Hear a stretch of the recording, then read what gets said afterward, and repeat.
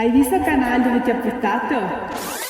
Siamo partiti da Pian delle Fugasse e abbiamo percorso a piedi la famosa strada del re. Questo percorso vi mostrerà varie testimonianze della prima guerra mondiale, ma solo se avete il coraggio di attraversare il ponte Avis, sospeso a 35 metri d'altezza. Non ho paura. Stiamo qua un po'. No. Che vi assicura una certa emozione. Queste sono le piccole Dolomiti, chiamate così perché hanno la stessa roccia delle Dolomiti, solo che sono più basse.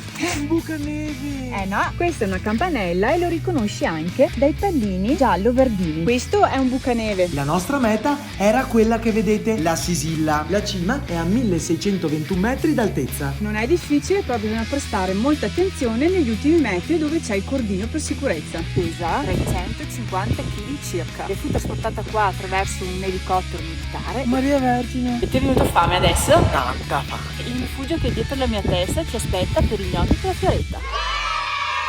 Ragazzi, vi porto un dolce. E per il dolce ci ho pensato io. La mia mamma sapeva che saremmo venuti qui al passo Pian delle Fugasse e ci ha preparato la fugassa veneta. E la mangeremo qui a Vallarsa. In Trentino. In Trentino, qua siamo in Trentino. Ma noi siamo Veneto Appunto, Creators, non siamo appunto, Trentino appunto. Creators. Ah. Questo è mio fuori.